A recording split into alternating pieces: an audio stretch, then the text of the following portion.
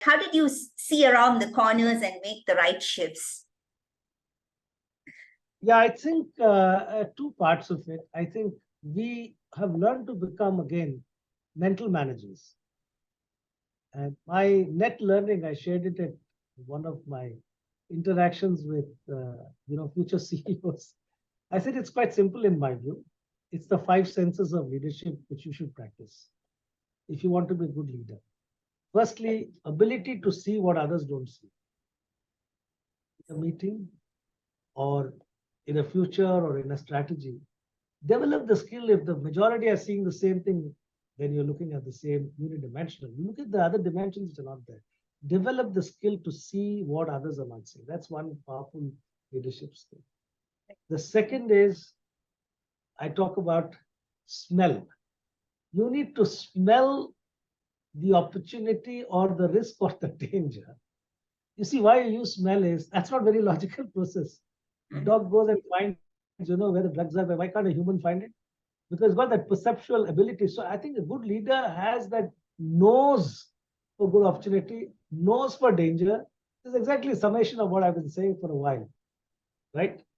Yes. The third is your ability to hear. You hear what most don't hear. Ear to the ground, we have heard. But more than the ground, your perception of knowing the buzz, knowing how emotions are playing, knowing what is being said, and ability to hear what people have not said to. That is more perceptive, right? Correct. Now, the last two. How do you use your tongue, Success and failure, when you taste success, there's nothing like it.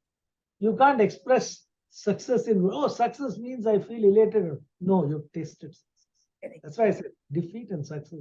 A taste, actually, it remains for a lifetime, because like your main tongue tells you what the taste is, whether you like it or don't like it, or you remember a taste after 50 years what you've had. Your great-grandmother must have made something and you say, I can still remember the taste of that particular dish, because that's very powerful sense. And using it in management way, that is actually your experience of sensing. Correct. Last is your touch.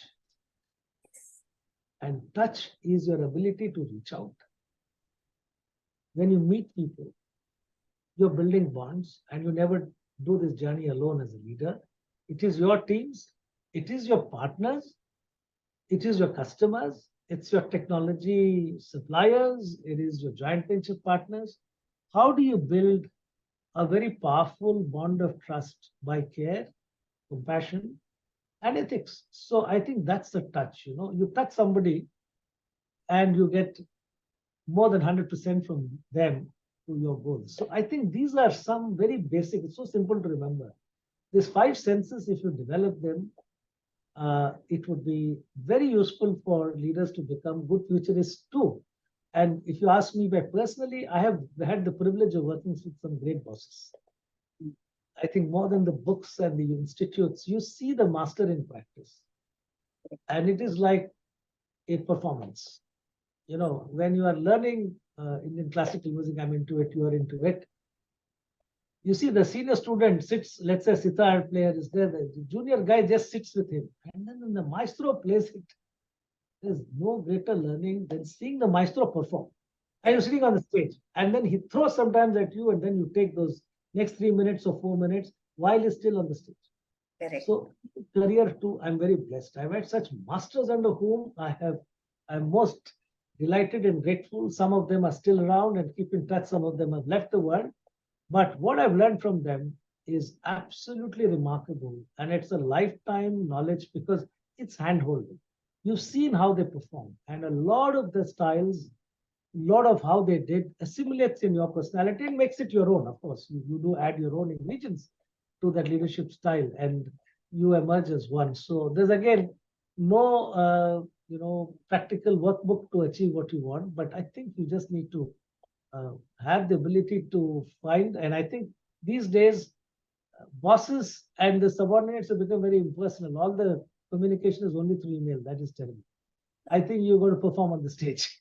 You've got to perform through a crisis. You've got to perform through a success. Then you really know how it is.